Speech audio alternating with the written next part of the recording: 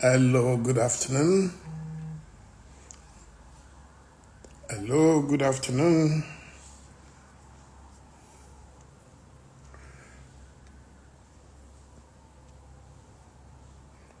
Good afternoon.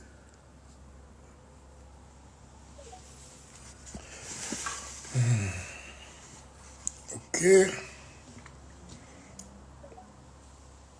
Hello, good afternoon.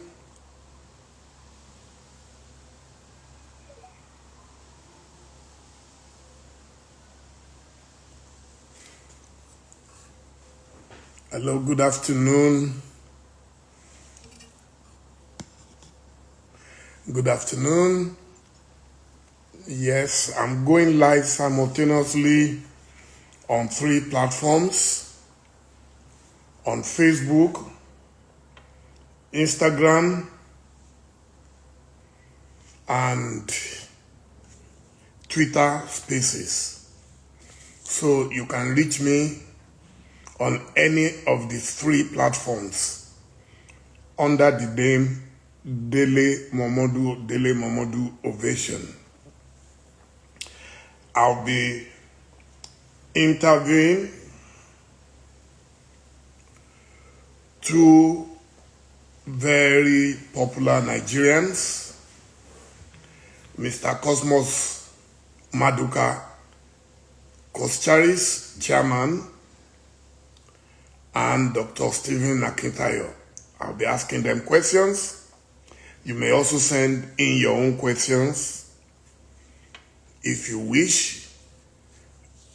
We'll be talking about business, more like it,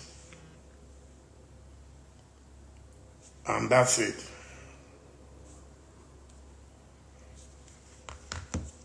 Okay.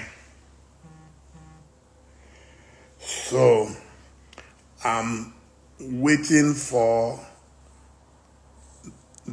okay, Dr. Akitayo is here already. I didn't see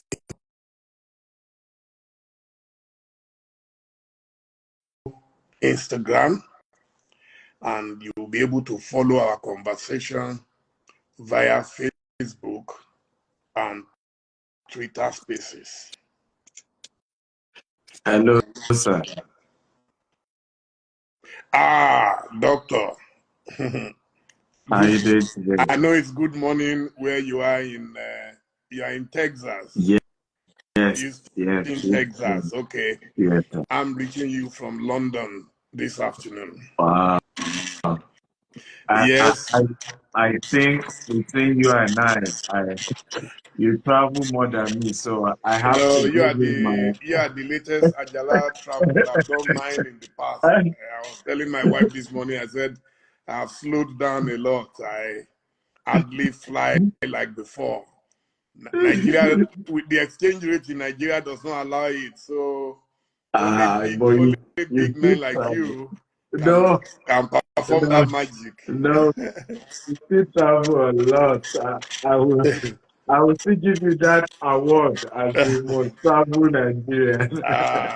Well, like we said, we thank God always for his mercy. So, where is my big brother, Dr. Maduka? So he will be joining us in the next 25 minutes. He's Oh, at okay. the gym, so we'll Okay, that's start with fine. me. Yes, Okay, he will. that's fine. So, we are live simultaneously on Instagram, on Facebook, and also on Twitter Spaces. So, Awesome.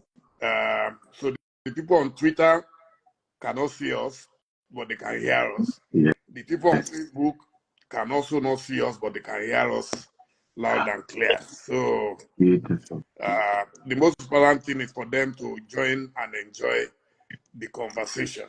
Yes, absolutely. Okay. You are one of the few people that keep evolving into, because social media is not your generation, but you found a way. You Well, found a way to if you enter. don't update and upgrade yourself, you will be left behind by the Gen Z. So we're competing with the Gen Zs. Even if we can't catch up with them, we can use experience to dazzle them. Yes. Okay. I think let's shoot straight. And I Yes. have a couple of questions here for you.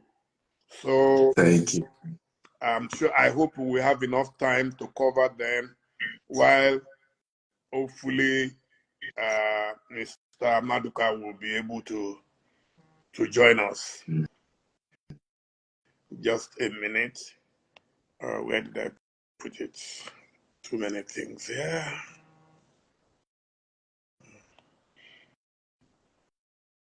Okay. Okay. On all your social media platforms, the current topic, I mean, you are very, very huge on social media. And I must say, you've done really well because a few years ago, you would have relied on other people to help you. Now, heaven helps those who help themselves. So you have been helping yourself, and you are doing better than even the professional, social media, even the bloggers. You are doing a lot better than most of the bloggers. Thank you, So sir. the topic is the acquisition of a $1.6 million office complex in Houston. Why invest such a whooping sum of money on an office complex? What does it do for you? Very good question. And by the way, thank you for having me on your platform. It's good to be here. This is the first time we're doing this actually. So, in many, many years we've known each other. So it's good to be here. Thank you. For us, is our expansion into the US is very huge. It's not a small. Thank God you were also around in January. Is a very huge expansion. Our drive is in the next 24 months. We're investing $200 million into the Texas market in terms of real estate. And it's important to also give people confidence because we've gotten feedback where people say, I hope it's not a case of they just run back to Nigeria. These people are known in Nigeria or Dubai, right? This so-called Houston thing, are you sure they're really going to be on ground? So we needed to show that it's not just a come go thing. We're fully on ground. We own our office space here. I just also bought a multi-million dollar property of my own here as well, where I live now. So it's the major confidence building structure. And the office even has a large expanse of land that we intend to build a larger office space that we rent out. Also, we're not occupying the entire place. We're inheriting a tenant. We're also turning it to a hub where there are a lot of people, for example, who are successful entrepreneurs across Africa, and just they don't need to get a big space, but particularly oil and gas. Houston is like the headquarters of oil and gas in America. There are a lot of oil and gas companies based in Nigeria that need where they can receive letters for them, receive information for them in Houston.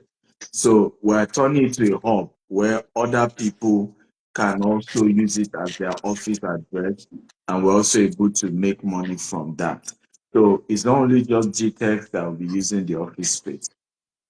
Okay. Some people are asking that is it that you've abandoned us finally in Nigeria and Africa? Not at all. I mean, we're still very much present in Nigeria. In fact, this new month we are launching two new estates, one in Ibejuleki, 25 acre, another in Ijebu-Ode, that's almost 100 acres. So we're still strong in Nigeria. Nigeria is still home. But as you know, diversification is very important. I know you can relate to that. I mean, Ovation started in London. Ovation is still all over the world. So for us, it's is a digital world, is a global world. If you decide to just put your eggs in one economy, if anything shakes that economy, it messes you up totally. And with the decline in the strength of the naira, it's good if you are going to be a transgenerational company like we are trying to be. You have to be able to have sources of income from other economies. I mean, when we moved to Dubai 4 years ago now, it was similar as well.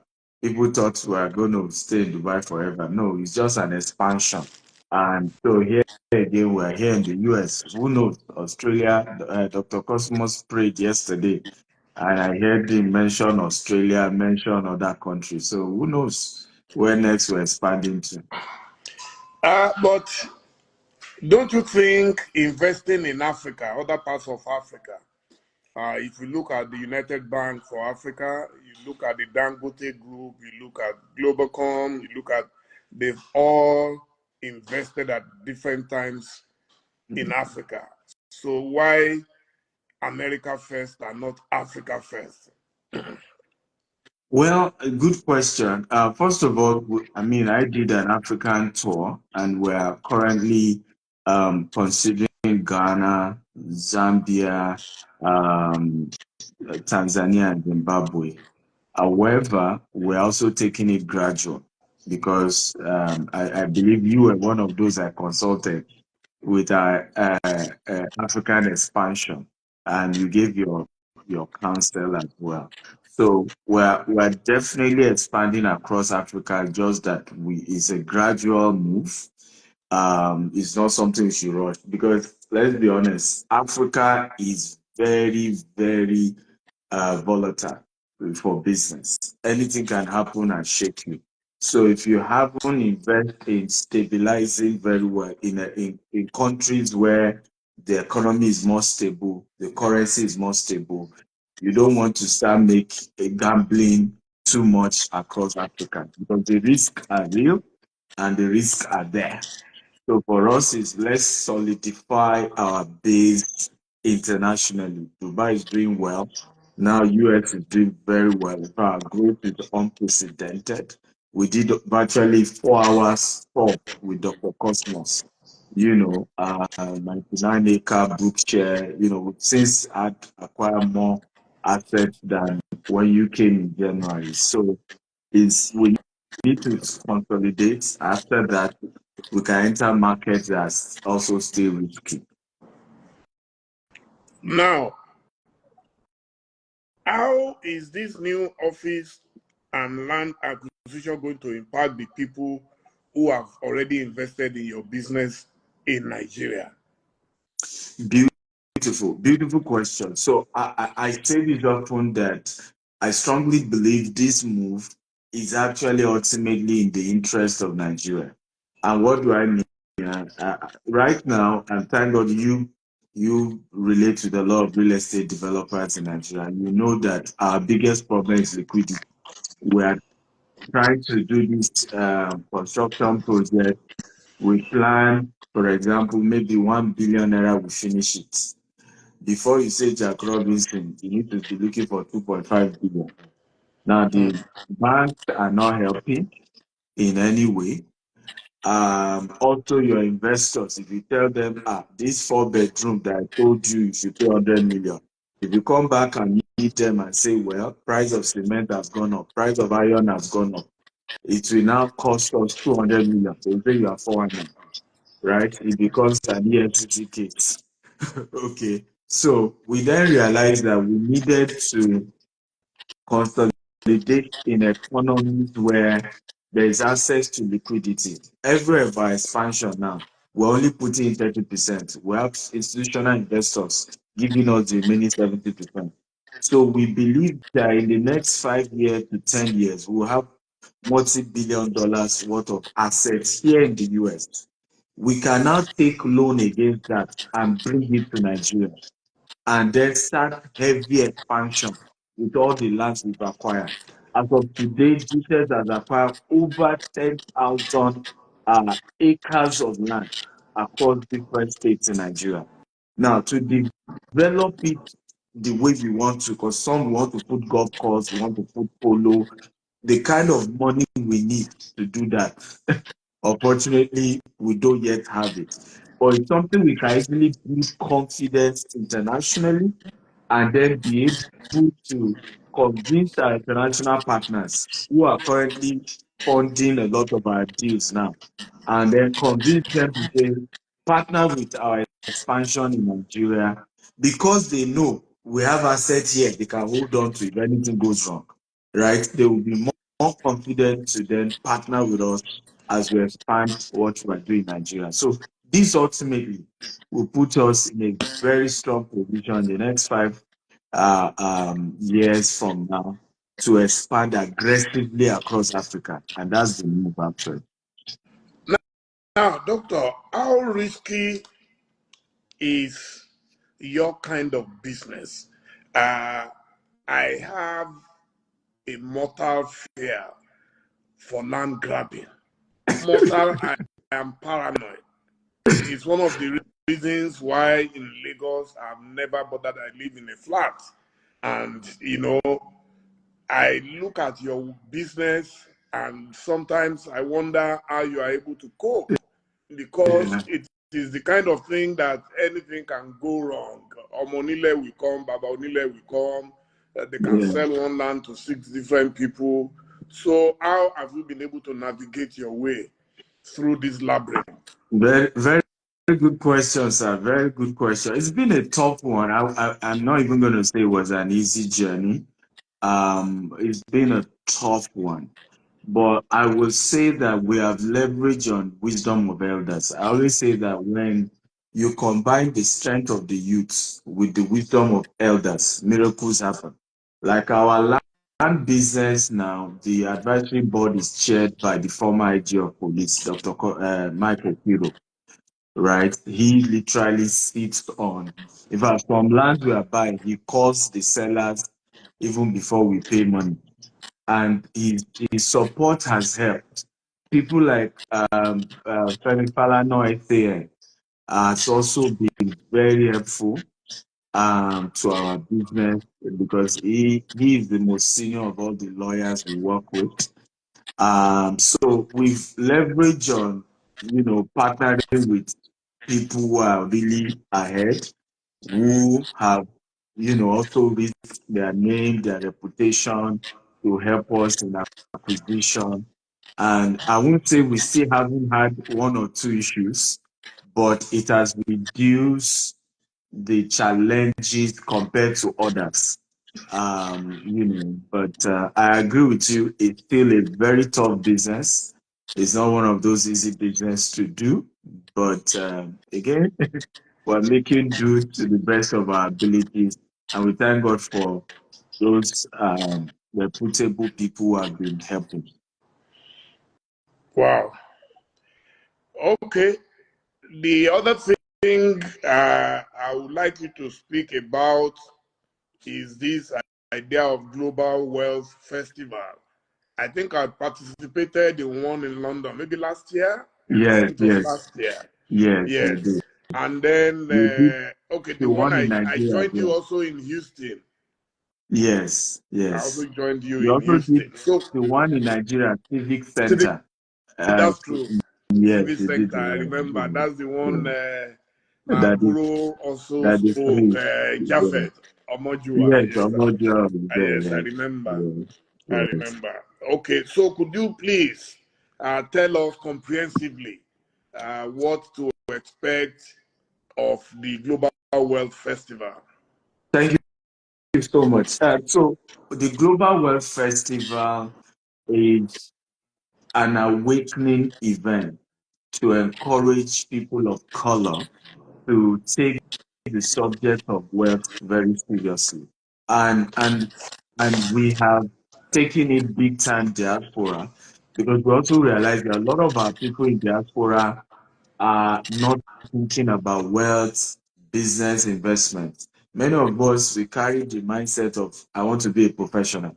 When Indians come to America or UK or Canada, they are thinking of owning a business, coming together, owning a business. When Pakistani come, that's the mindset. When Chinese man come, that's the mindset. When a Nigerian come, is how to be a doctor, a lawyer. And there's nothing wrong with that. There's nothing wrong with that. Absolutely. We are that literally the largest doctors now in America, and we've contributed to that. But we need to face the reality that America is a capitalist society. In other words, it favors entrepreneurs and investors. The system wants you to come and dare big things. That's how the system works. So, for example, Chase Bank, and all of the banks here are always writing me, they want to give us money for our real estate investment. But, however, the same banks are not going to give you money to buy their own shares, Mm. right? They are not going to give you money to buy their own shares, but they are willing to give you money to invest in real estate, to invest in assets. So what we are trying to use this conference to do is to awaken the mindset of our people to say entrepreneurship is golden, investment is golden, and we're bringing people who have done it to come and share their story. How have they been able to build their empire? What did they do? What are the challenges? What are the risk factors as well? Right? How do you build wealth? And we're looking at 3 layers of wealth creation: high risk, investment opportunities; mid risk investment opportunity; low risk investment opportunities. How do you get into them? And what are the processes? Because I believe so much, sir, that the revolution taking place globally with our Afrobeat music, the revolution taking place globally with our movies, the next place it needs to take place is with our businesses. That the world will soon start seeing African founded businesses take over the world. You know, uh, and we Nigerians will champion that cause. Where you see a man start a business in Nigeria, and then now he has offices in Dubai, has offices in UK, have offices in Canada, have offices in that's what we're trying to encourage and champion. Because I've always said it, you cannot end racism until you end poverty among people of color. Because it's always difficult for anybody to be racist to whoever pays their salary, whoever provided the job for them. So it's a movement. It's a movement to encourage our people into entrepreneurship, into investments, and we work so hard to bring people who have results. So it's not stories, it's not aspire to aspire. It's people who have done it, because you can't give what you don't have, to come and share how they've been able to do Okay, fantastic. So why call it a festival and not a conference? it. I love that question. I mean, we call it a festival because it's a celebration of who we are and what we are. A lot of time we've been demonized. When you say, I'm from Nigeria, I'm from Africa, there's a red flag. Maybe you're a Yahoo Yahoo. Maybe you come from, but that's not who we are. And thank God you are an elder. We Even the so-called corruption, stealing, it was foreign to African culture. We learned it from from our colonial masters.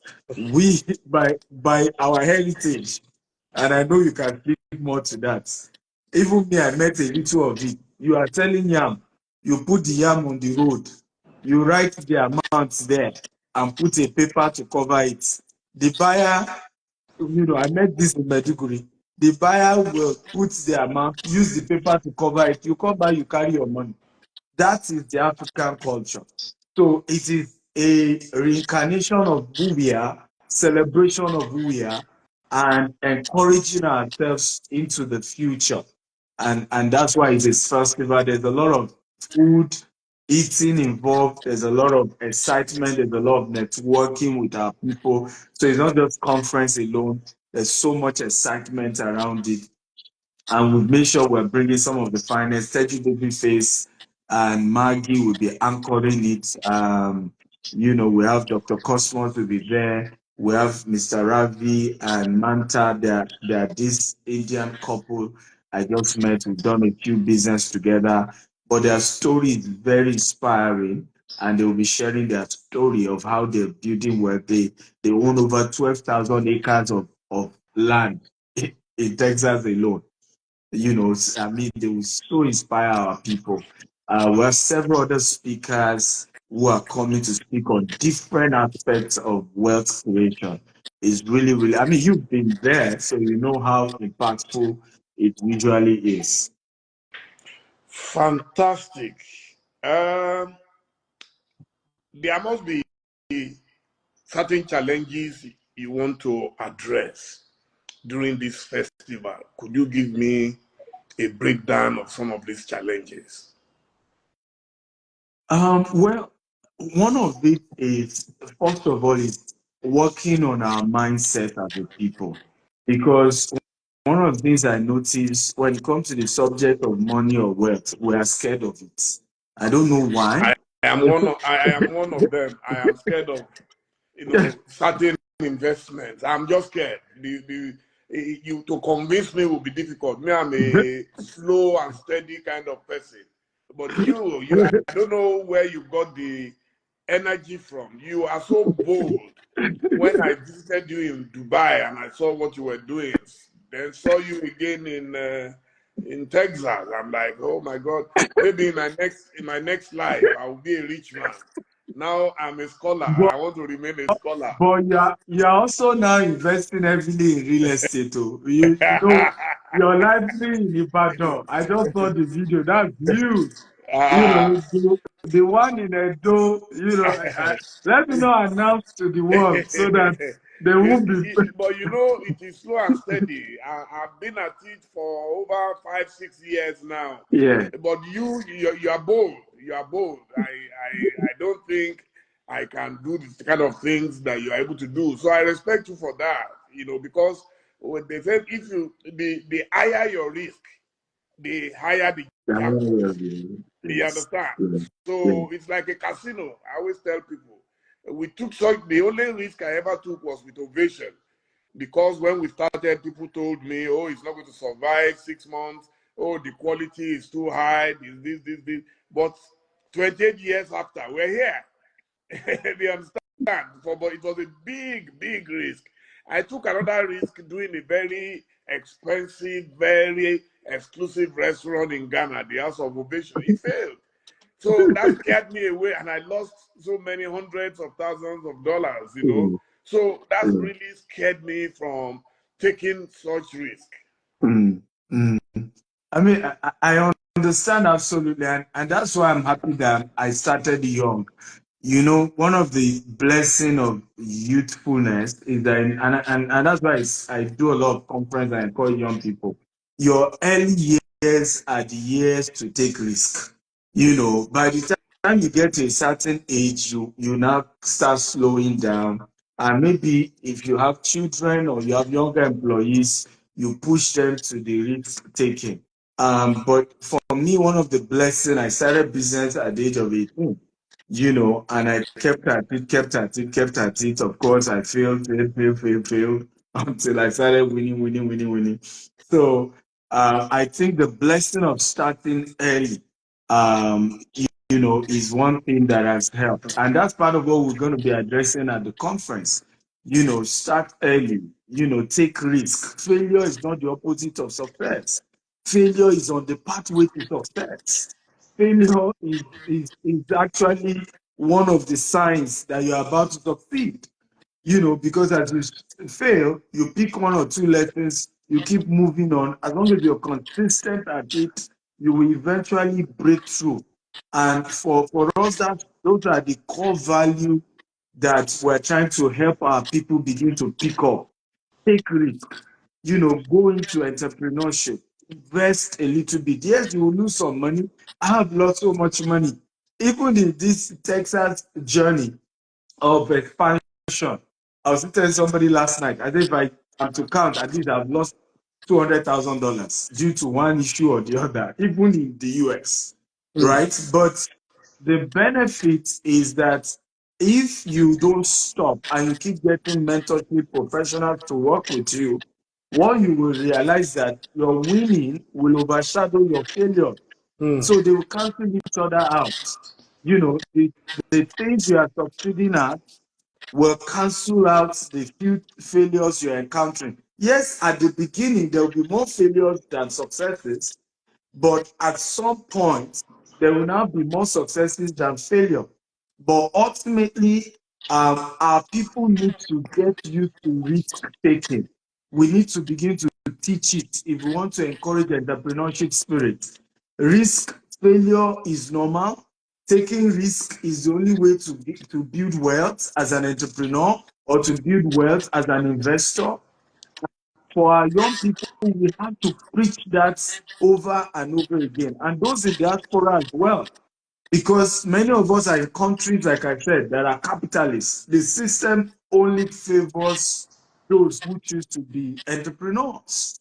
You know, I open account in the US. The first question they're asking me, how much loan do you want?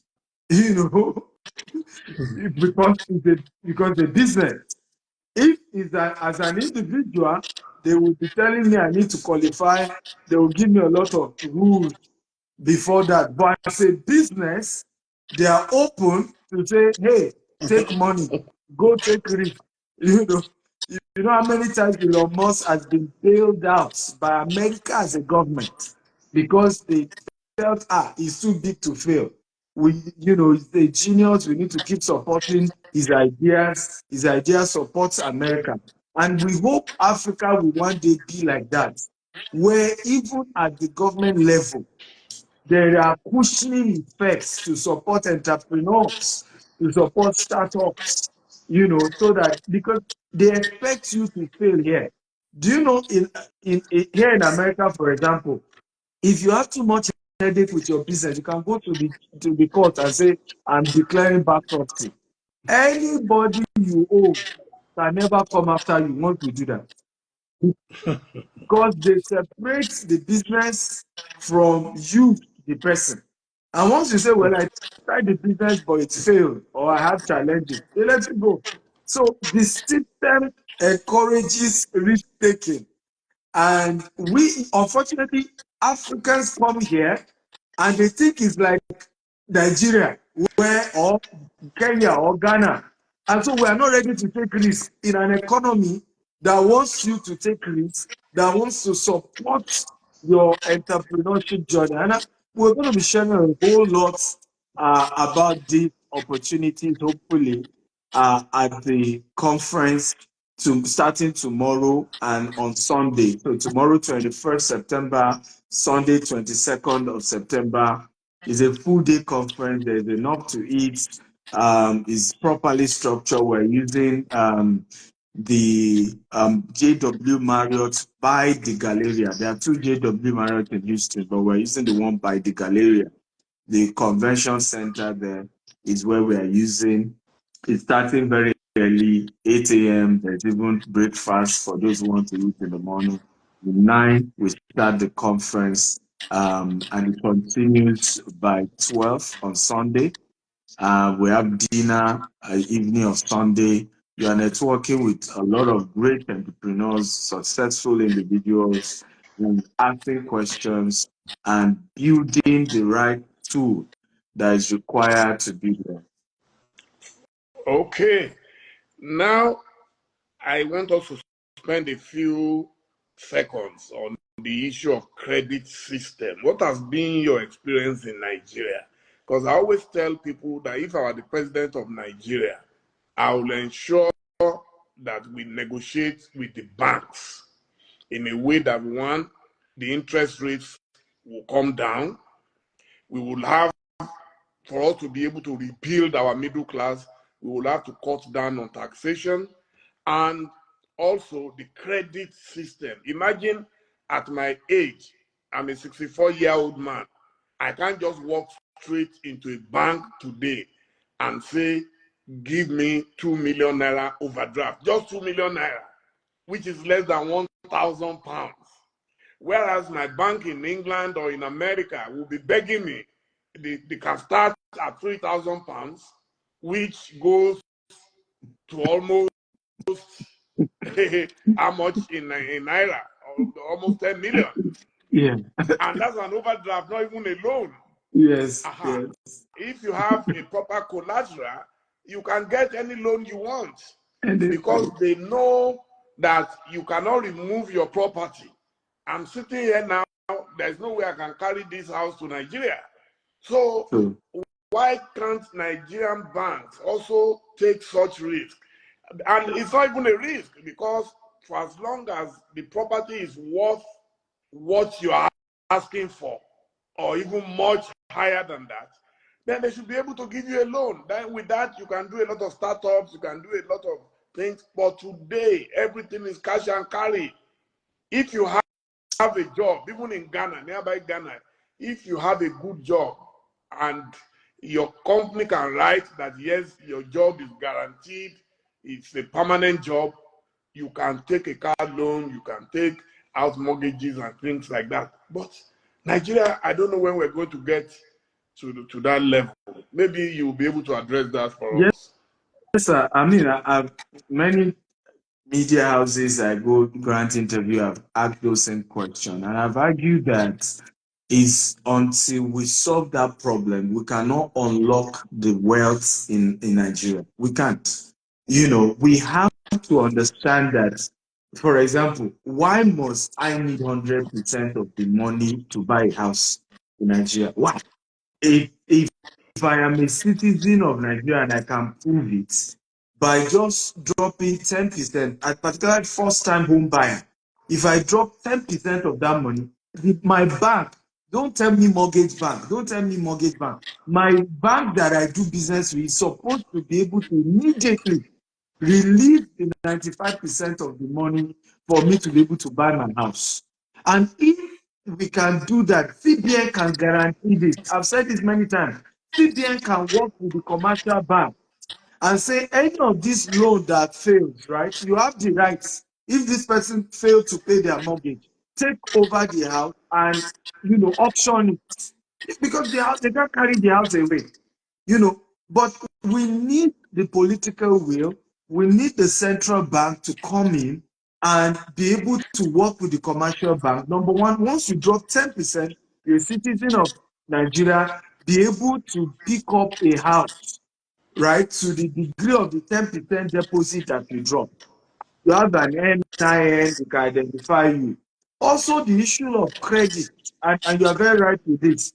Even this morning, I just got a pop-up on my bank app that one of my company is being given 1 million naira line of credit, $1 million line of credit. Now, how long have we been in America to be getting such? Right? So it helps you to be able to really, really expand and grow as long as you follow the rules. And these are the kind of things that is possible in Nigeria. The will, and I think that the problem is, and I've said it many times, when politicians take over power in Nigeria and many other African countries, they only bring in their cronies, their relatives, rather than bringing professionals to say you don't even need if you give me minister job now I cannot take, but you can say come and advise us in the area of real estate. I remember someone was asking me, do I know the minister of housing? With all that I do in Nigeria, I don't know him. If I see him, I don't. He has never reached out to the people, the stakeholder in the sector. But even this, I mean, you came for our conference in January. You saw how the congresswoman came. She reached out to us. We didn't go to her. She was going to say, oh, you people are doing something to add value. She gave you an award in January as well. Shirley Jackson. And even after the event, she was telling me, if I want government land in Texas, in Houston, she's willing to facilitate that. Unfortunately, in Nigeria, politicians think that business people are their competitor. Unfortunately, that if you're a private businessman and you have too much money, you can come after them, you can challenge them. So intentionally, they want to crush you. They want you to be their puppet. They want you to be under them. And until we end this poverty politics and genuinely care about our people, genuinely begin to put system in place to unlock wealth, for our people, we'll continue to struggle. I don't know if we are able to reach uh, my dear brother, Mr. Maduka. Is there any way we can reach him? Yes, I'm told that he should be here by now. So if you can search him, by the way, he's not, um, social media, we Savvy, have it okay. ahead. So Okay. he might have joined Hey, I've and may been not have checking. I sent can't see him request. online. I've been Because checking. my PA just stated that he's And about then to I join. don't know what handle he will be using because he may need to follow me before I can bring him in. Okay, I've seen Okay. him here. I've seen him now. He's Okay. here. Let me see if he's able to join us. That is my own president. Hey, the president himself. Dale, I've been listening to both of you. I've been requesting to join for quite Oh, I some didn't time now. know, and I was searching for you No, up and down, sir. I saw when you were screaming, and even before you asking the last question on bank reviews that I've been. In fact, I Oh, came in as early as 9. I've been here in the last 15 oh, minutes or so. apologies. No, it's I'm okay. I sure understand. we got engrossed in our conversation, No, sir. How are yes, you, yes. sir? I also enjoyed myself listening to Doc. Trying to break it down to where uh, thank, everybody will get to appreciate what's going on. thank you, sir. You are the big boss, No, and when no, you no, speak, no, no, not really, even Dele. the The angels boss in is We, heaven here. listen we, when you we, speak. we are where you left us. We couldn't be where we are without people like you. So we remain Thank you. grateful and loyal. No, same here. You have been extremely kind to me, to my family, to the Thank you. Ovation family. Thank you, Dele. I call you one man riot squad. Thank you, thank you, thank you, thank you, So thank you, good my to see brother. you in Houston. I am speaking to you from London. Yeah, As I round up today, it's a great honor for me to feature you and your godson because he regards you as a godfather. thank And you. I always tell people that a successful man without successors That's is right. a useless man. Absolutely. God will never make you a useless man. So That's continue right. to mentor Thank you. us, and we shall continue to drink from your fountain of Thank you. knowledge. Thank you, Thank sir. you, Dele. Thank you. Okay, can you, for the sake of our international audience, and you are reaching me now simultaneously on Facebook, on Instagram, and on Twitter Okay. Spaces. Is it at my age? I'm struggling with social media to make sure I maximize. Yeah. So, could you introduce yourself to us? In a nutshell, how you got into business, the challenges. Let's Okay. just capture it as much as we can. I know Okay. that you'll be speaking more at the Global Wealth Festival, but let's give some snippets of your life. Dele, thank you so much for living an empathiful life. Since I've known you, you have always been willing to give out to see how you can impart life, because there are few people who understand truly what life is all about. That is not about the duration, but about the impartation. And recently, I have joined you. I've been greatly inspired by you and Stephen Akentayo to use the rest of my life as a fertilizer to impart the upcoming generation. Because you said you are 64, 16 more years, you are 80. So what do we live here anymore but to see if we can catch a young man that is in his 25 or 20, 22, 28 to get it right, because you make yourself when you are young. 86% of successful people became between the age of 15 and 28. Statistics prove that.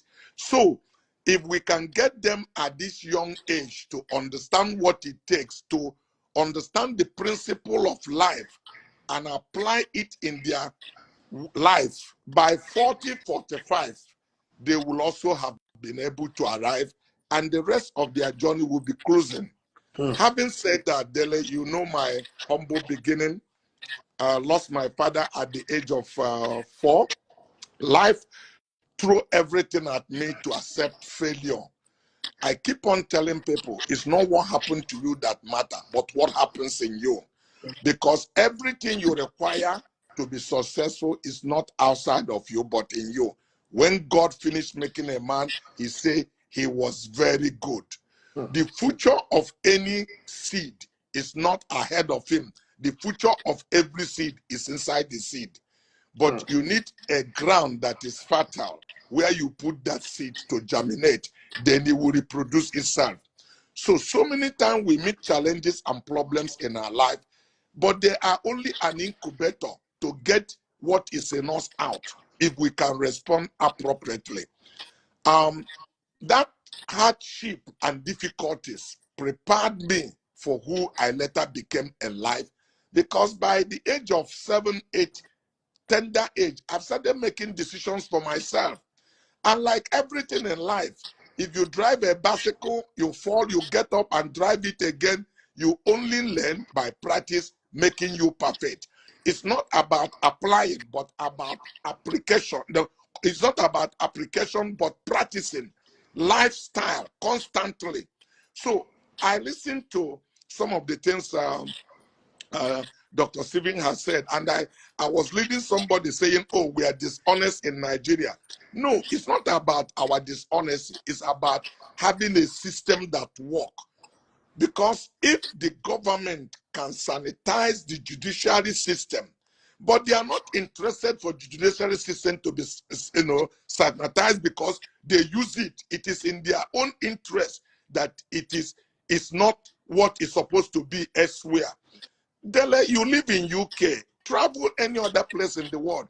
When you take a property and you don't pay your mortgage, you know they can foreclose you any day, and you don't need to go to court. They don't need to go and get injunction to keep the landlord not to inject you. You are on the street the following day, no matter whatever you think it is. So it makes people become responsible, willing to take decision, living within their means.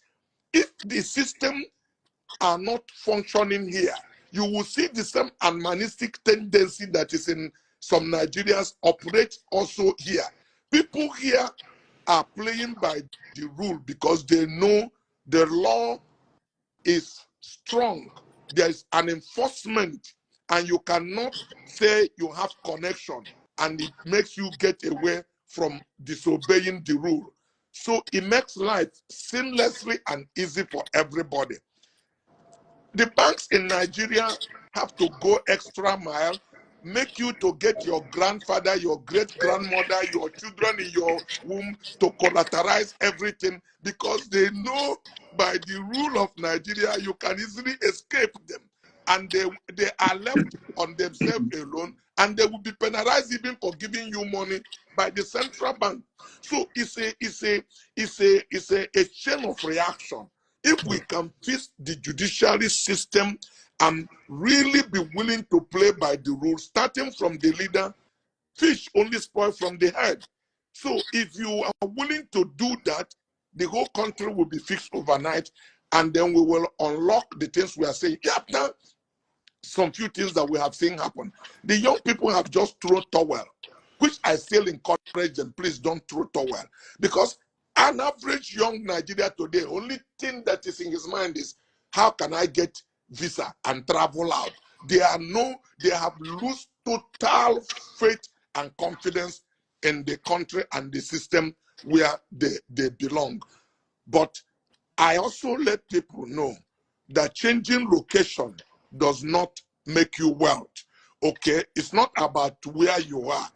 If you can succeed in Nigeria, Stephen has operated in Nigeria and coming to United States, the experiences he had in Nigeria is a big university that there's no reason why he should not succeed here. I started in Nigeria. I'm doing business in Ghana. I'm doing business in Ivory Coast. I'm doing business in Gabon. I'm doing business in Liberia. I'm doing business in Zimbabwe. I have an operating office in Japan, functioning. I earn salary in Japan today, but I started in Nigeria.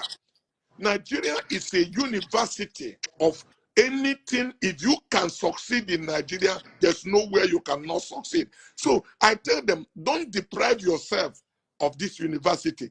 Go through it. God help you. You cannot be able to totally unlock wealth to certain level because it's a function of the system. But the experience you have gathered there can take you to any other place where you want to be in the world. So I have a humble beginning. Most of the people listening to me through your channel today have a better opportunity to be successful than myself. I didn't have education, not because I'm not intelligent, but because I lost my dad and nobody was to pay for my school fees. So by the age of 9, I'm already on the street, hustling, working for my mother. From working for my mother, I went to do apprenticeship for my uncle, where I was taught the rudiment of running business. I worked for 5.5 years without earning salary. I only were, my uncle fed me and clothed me. But the problem we have with our young people is that we're so much in a hurry today that nobody wants to pay his dues. Nobody wants to be mentored. Nobody wants to follow the system and processes. Nobody wants to go through apprenticeship to be taught what needs to be done.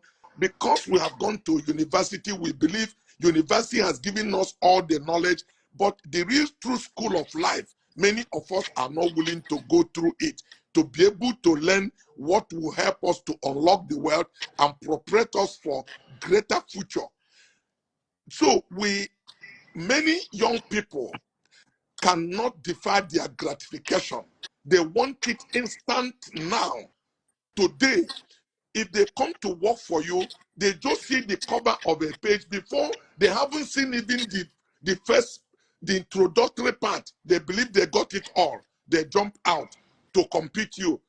It doesn't happen like that.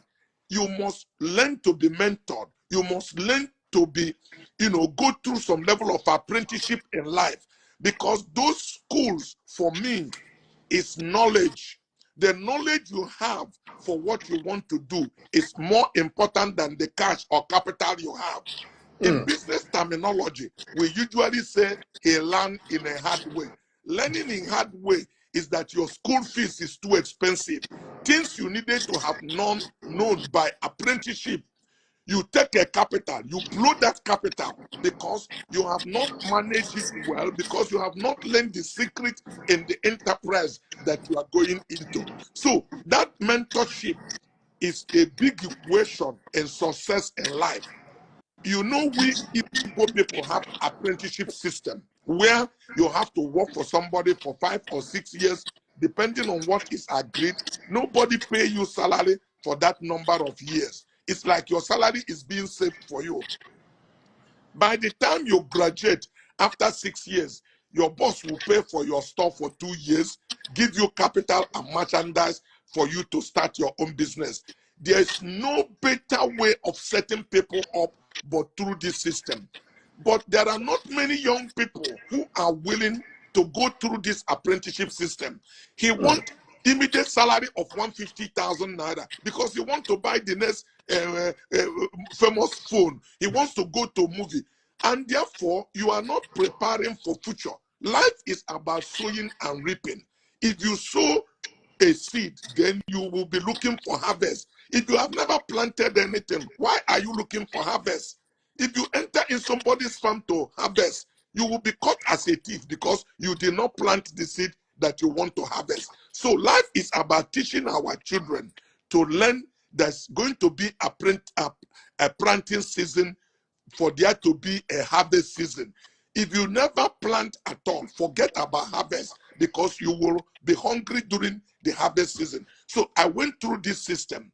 In 1976, my uncle counted 200 naira and gave me, which is some money. 200 naira of 1976 is like 400 United States dollar. Naira was equal to pounds. 1 naira is $1.88. But still it's a small money because he didn't pay for store. But I have a mindset to succeed. I looked at my uncle and I told him, I work for you hard. Why do you give me 200 naira? What do I do with it? He said, whatever you want to do, do. And that's why I keep on saying, what happened to you is not important, but what happened in you. Because I have the mindset to succeed. My excitement is that I am no more under anybody's tutorage from today. My destiny is in my hand. I will do with my life what I want to do. My uncle was confused. Why am I excited? My excitement is that today I'm going to begin to apply everything that I've learned. And while I was working for him, I did the research, not in informal way they do the university, but I did research in informal way. I was able to know what is in Mercedes that fit in Volkswagen. I was able to know what is in Volkswagen that can work in Peugeot. Those are social capital. Those are knowledge that you have acquired, that if you harness, you can turn them into cash. I was able to know, like the young man wrote here while Stephen was talking. I saw a young man siding here. We are very dishonest. I knew that character and integrity is one of the most scarce commodity in Nigeria, and that if you want to make profit in life, you need to look for scarce commodity, things that are not available, so you can place your price on it. So I knew if I'm also going to survive, that this scarce commodity that is not available in Nigeria will help to transport me to where I want to be. So one of my watchwords is integrity, to always over-deliver and under-promise. If you give me appointment, I know I will meet you by 1. I'll tell you, Dele, can we see by 2:30 or 3? I will factor in traffic. I will factor in everything. By 12:58, I will knock at your door. And if you do that in a constant basis, like I said, not apply, but practice, lifestyle, not a life, but lifestyle. Next time, you Dele, without me telling another person, will say, if Dr. Maduka give you appointment for 11, please be there for 11, because he will be there. And I used this. It went out. The bankers knew about it. My business colleagues knew about it. Like I said, I went through University of Life. I learned this from Japanese. Church didn't taught me this, because many church don't keep their time. But Japanese keep time, and they are not religious people. If they make appointment with you, they are there several minutes before the time, at that Caprica time. So I harness all of these good things I've said and put it into practice. And today, by the grace of God, we are working with first-class institutions of the world. BMW signed me on, Jaguar Land Rover signed me on, Rolls-Royce signed us on. We manage Renault. We work with Ford Motor Company. Today we assemble Ford. We assemble Renault in Nigeria. We also assemble Geely, a Chinese brand that we have taken. We've gone into value chain agriculture, 3,000 hectares of land where we plant rice, harvest rice, mill rice, and sell rice. Today, Coscharis have a technology company called Coscharis Technology, where we also have academy, and we have, different businesses, Coscharis Medical, Swiss buyer start, different kind of businesses that we have been able to create today. And that's the humble beginning I have, and that is the success that we've been able to achieve. So my good friend Stephen had called me to be here. I'm live here in Houston to share this little information and secret how to unlock wealth. Because life is about finding a secret, knowing that life is controlled by law. Both of us are sitting down today, wherever we are, because we are under the atmosphere of gravity. If we go beyond the sound barrier, we will be floating. So if we understand the law that operates in this atmosphere, we will get a result. But when we are here having a wishful thinking and refuse to play by the rule, very many of us will never get to where we want to be in life. And that's my humble beginning, and that's my story, Dele. Thank you, sir. Before I let you go, because I don't want you to have the conference or the festival on my account today. There'll be nothing left tomorrow. So, but I want to ask you one thing. You've made too much money and you are making much more. You are not tired of making money. How do you enjoy it? Because I see you preaching on the street. Yeah. So how do you enjoy this? Dele, that preaching on the street is part of the enjoyment, because I am trying to tell young people, this is the key. This is what gave me the discipline to get to where I am. If you follow this route, if you are willing to pay the price. But you know, the truth is that many of us don't like this word, paying the price. But the truth is that, Dele, if you are jumping up, you are paying a price. If you are running, you are paying a price. But if you sit one place, you do not know, you are paying a greater price than those people jumping and running. The worst thing any man or woman can do to himself is to do nothing. Wow. No, I'm reading the comments and people are enjoying you on Instagram, Facebook, Twitter Spaces. And I want to assure you that very soon you will get an invitation to come and preach at the Dele Momodu Leadership Center in Ibadan. The pressure is mine, Dele. Thank you, sir. Anytime. Any day, anytime. No, I feel like I shouldn't let you go at all today, but I know Dr. Stephen will fight. I will be grateful to teach the young people not to get to the door and start speaking in tongue. When you get to the door and start speaking in tongue, it's evidence you didn't have the correct key. If you have the key, you will put it and that door will submit to you and you will pass. And there are keys to life that you need to learn to open the door to the good success, because everything is written, but it's like coded. If you find the right key, that door will submit to you. Wow. If you have faith, you will move mountains. Yes, sir. Oh, fantastic. Thank you, sir. Thank you, Dele. And may you live long. Amen. We need your wisdom for a very long time to come. Thank you, sir. Thank you, it's my I leave you to go and prepare for the festival while I also head out myself. Thank you. Thank you, sir. Have a beautiful day in Houston. Doctor, bye-bye. Always a pleasure. Yes, so let me just give people how they can register for the conference. They need to go to www.globalwealthfestival.com. Then they can use the coupon code BOBD to get a 50% discount. I just posted, if you can pin it, if you can help us pin it, www.globalwealthfestival.com. Then because of you, they are getting 50% discount. So your code is BOBD. I've pinned it now. Yes.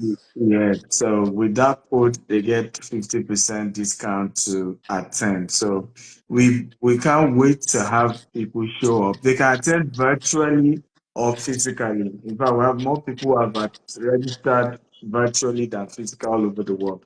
So if you are not in Houston, it's not the reason why you can't come. You can attend virtually or you come physically. And the physical one will be so beautiful. We get to meet, connect, we take pictures with all the speakers, you have refreshment. There's so much around it. We thank God Almighty. Thank you, sir. Thank you so much. Thank you, Dr. Have a blessed weekend. Thank you. And see you later in Nigeria. Bye-bye.